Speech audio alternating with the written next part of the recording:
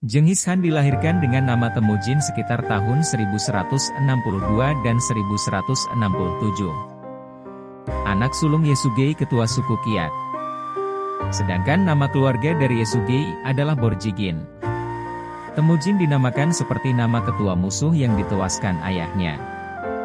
Temujin lahir di daerah pegunungan Burhan Haldun, dekat dengan sungai Onon dan Herlen. Ibu Temujin, Hoilun, berasal dari suku Olhunut. Kehidupan mereka berpindah-pindah layaknya seperti penduduk Turki di Asia Tengah. Saat berumur 9 tahun, Temujin dikirimkan keluar dari sukunya karena ia akan dijodohkan kepada Borte, putri dari suku Onggirat. Ayah Temujin Yesugei meninggal karena diracuni Tatar pada saat ia pulang setelah mengantar Temujin ke suku Onggirat.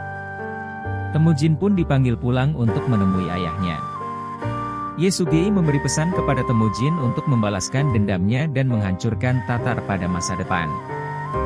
Kehidupan Temujin bertambah parah setelah hak kekuasaannya sebagai penerus kepala suku direbut oleh orang lain dengan alasan umur Temujin yang masih terlalu muda. Temujin dan keluarganya diusir dari sukunya karena ia ditakuti akan merebut kembali hak kekuasaannya atas suku Borjigin. Hidup Temujin dan keluarganya sangat menderita. Dengan perbekalan makanan yang sangat terbatas, ia dan adik-adiknya hidup dengan cara berburu. Pada saat ia menginjak remaja, kepala suku Borjigin mengirimkan pasukan untuk membunuh Temujin. Temujin berhasil tertangkap dan ditawan oleh musuhnya, namun ia berhasil kabur dari tahanan dengan pertolongan dari orang-orang yang masih setia kepada Yesugei. Pada saat menginjak dewasa, Temujin berjuang dan mengumpulkan kekuatannya sendiri. Temujin mempunyai teman baik yang juga merupakan saudara angkatnya, yang bernama Jamuha.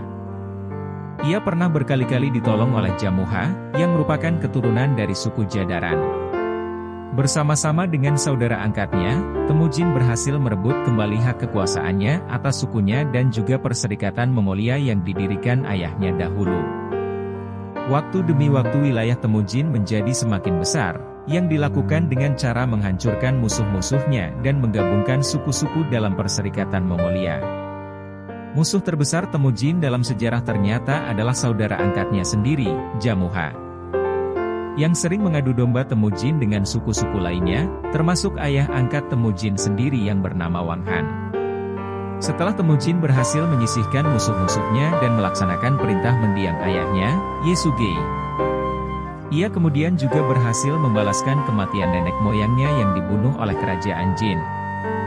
Temujin kemudian diangkat menjadi Han dengan gelar Genghis Han, yang artinya, Han dari segala-galanya.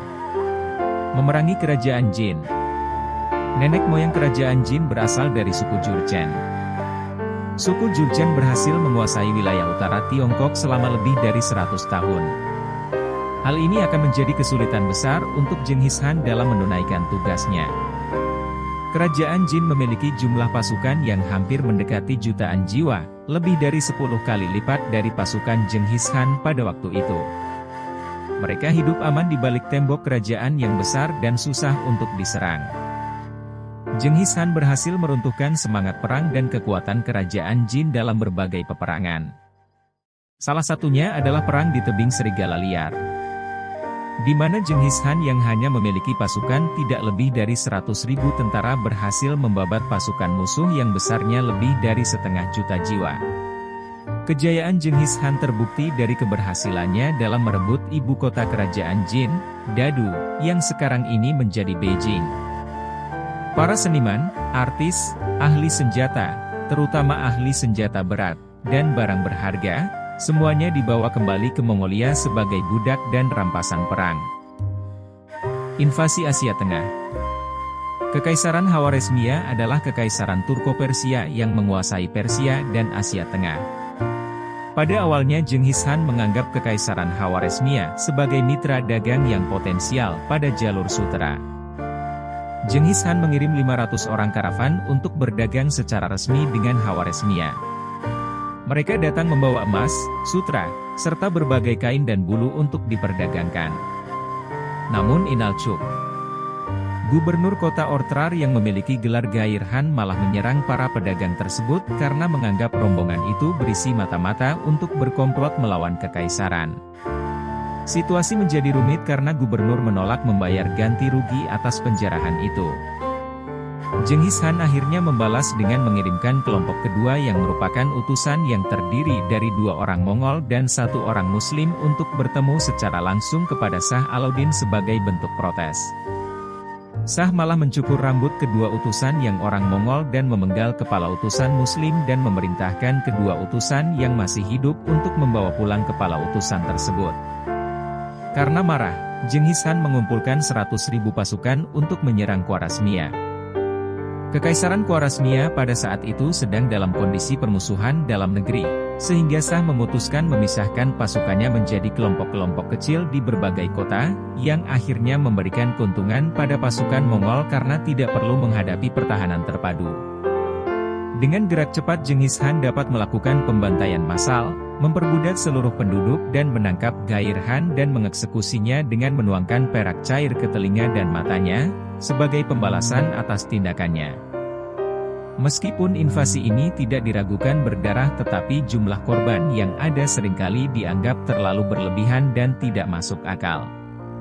Sejarah pernah mencatat bahwa pada saat Jenghis Han mundur kembali ke Mongolia, ia sempat memerintahkan 2 jenderal terbaiknya, JB dan Subotai Baatur untuk menyelidiki daerah barat dan membasmi sisa musuh sampai ke wilayah Rusia. JB dan Subotai pernah menginjak daratan Eropa pada saat itu, dan mengalami konfrontasi dan menghancurkan pasukan salib yang hendak menyerang wilayah Arab. Jenghis Han yang sudah berumur tua dipaksa untuk memimpin pasukan guna menghancurkan kekhalifahan. Untuk kesekian kalinya, namun ketidakcakapan para pasukan dan seringnya melakukan mabuk-mabukan memperlemah pasukan militernya. Ia meninggal dalam perjalanan karena terjatuh dari kuda dan dirahasiakan oleh panglima-panglima setianya sampai musuh berhasil ditaklukkan. Kuburan Jenghis Han dirahasiakan agar tidak dirusak oleh orang lain.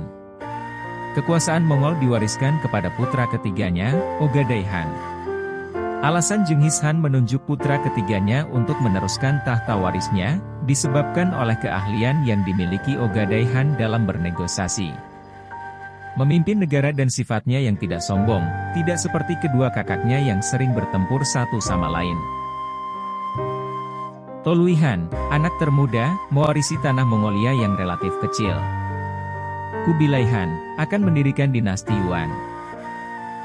Chagatai Han, anak kedua, diberi Asia Tengah dan Iran Utara, mendirikan Kehanan Chagatai.